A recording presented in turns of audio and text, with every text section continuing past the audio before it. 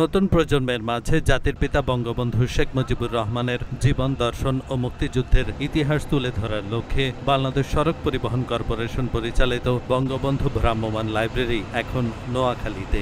বেলা 12টায় বিআরটিসির শীতাতপ নিয়ন্ত্রিত একটি বাসে স্থাপিত ভ্রাম্যমাণ লাইব্রেরিটি কুমিল্লা থেকে নোয়াখালী জেলা প্রশাসকের কার্যালয়ের সামনে এসে পৌঁছে। এ সময় নোয়াখালীর জেলা প্রশাসক দেওয়ান মাহবুবুর রহমান সহ সরকারি বেসরকারি কর্মকর্তা, বীর মুক্তিযোদ্ধা, সাংবাদিক, সংস্কৃতিকর্মী সহ সাধারণ লোকজন লাইব্রেরিটি পরিদর্শন করেন। তাদের মধ্যে কেউ লাইব্রেরিতে সংরক্ষিত বই হাতে নিয়ে পড়েন, কেউ লাইব্রেরির চারপাশে লাগানো বঙ্গবন্ধুর বিভিন্ন ছবি দেখেন, কেউ বা লাইব্রেরিতে প্রদর্শিত বঙ্গবন্ধুকে নিয়ে তৈরি ভিডিও চিত্র দেখেন। এ সময় জেলা প্রশাসক দেওয়ান মাহবুবুর রহমান বলেন, বিআরটিসি যে উদ্যোগটি নিয়েছে একটি ভ্রাম্যমাণ লাইব্রেরি, এটি আসলেই সময় উপযোগী একটি পদক্ষেপ আমি মনে করি।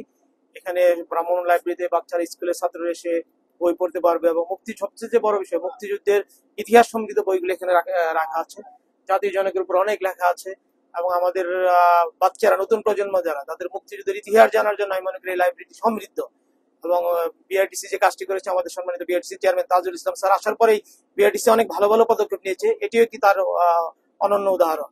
আমাদের বর্তমান সরকার মুক্তিযুদ্ধের চেতনায় পরিচালিত হচ্ছে। মুক্তিযুদ্ধের সঠিক ইতিহাস জানার জন্য এই লাইব্রেরিটি আমি মনে করি খুবই উপযোগী এবং নোয়াখালী জেলায় লাইব্রেরিটি বিভিন্ন প্রতিষ্ঠানে যাবে, বিভিন্ন কলেজে যাবে বলে আমি বিশ্বাস করি এবং বড় বড় প্রতিষ্ঠানে যাওয়া উচিত।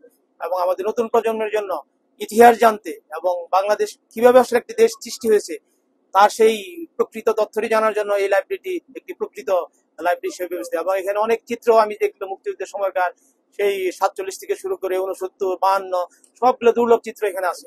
48 এই চিত্রগুলো আসলে আমাদের দেখলে আমরা একদম পূর্বের জায়গায় ফেরত যেতে পারবো বলে আমি মনে করি। এটি খুবই একটি ভালো উদ্যোগ আমি মনে করি। আমি বিআরটিসি চেয়ারম্যান স্যারকে ধন্যবাদ জানাচ্ছি এই উদ্যোগটি গ্রহণ করার জন্য। এ সময় অন্যান্যের মধ্যে উপস্থিত ছিলেন অতিরিক্ত জেলা প্রতিনিধি শারমিন আরা, বীর মুক্তিযোদ্ধা আবুল কাশেম জিএস, বিআরটিসির সোনাপুর বাস ডিপো ও প্রশিক্ষণ কেন্দ্রের ম্যানেজার ওমর ফারুক মেহেদি, নোয়াখালী প্রেস ক্লাবের সাধারণ সম্পাদক আবু নাসের মঞ্জু, জেলা প্রশাসনের সিনিয়র সহকারী কমিশনার সেঠু কুমার বড়ুয়া, সহকারী কমিশনার ও এক্সিকিউটিভ ম্যাজিস্ট্রেট আহসান হাফিজ, মোহাম্মদ ফাহিম হাসান খান। বিআরটিসির সোনাপুর বাস ডিপো ও প্রশিক্ষণ কেন্দ্রের ম্যানেজার ওমর ফারুক মেহেদি বলেন, নতুন প্রজন্মকে বঙ্গবন্ধুর জীবন, ইতিহাস, আন্দোলন, অসাধারণ জীবনের জানানোর জন্য নতুন প্রজন্ম যাতে বই পড়ে তার সময় সঠিকভাবে ব্যয়িত করতে পারে, এই চিন্তা ভাবনা করে বঙ্গবন্ধু এই লাইব্রেরি, ভ্রাম্যমাণ লাইব্রেরি আমাদের চেয়ারম্যান স্যার করার পরিকল্পনা করে।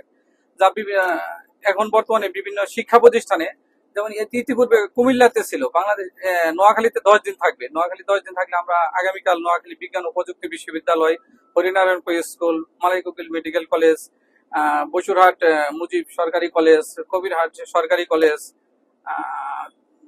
নোয়াখালীতে জেলা স্কুল, বিভিন্ন স্কুলে এটা অবস্থান করবে 10 দিন।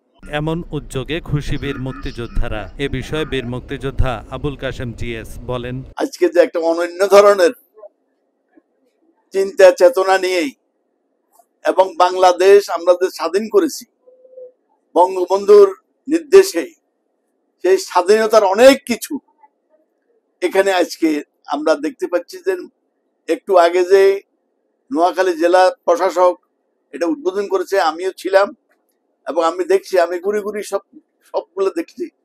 এবং 1947 সাল হইতে আজ পর্যন্ত যে বাংলাদেশের স্বাধীনতা যুদ্ধ এবং যুদ্ধের আগের বঙ্গবন্ধুর সংগ্রাম আমরা যে করেছি, সেগুলোর প্রতিফলন আজকে আমরা দেখতে পাচ্ছি।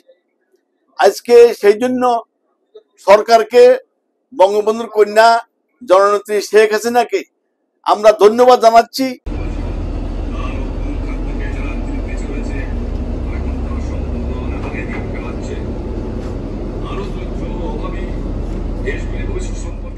এহসানুল হক, ঢাকা পোস্ট।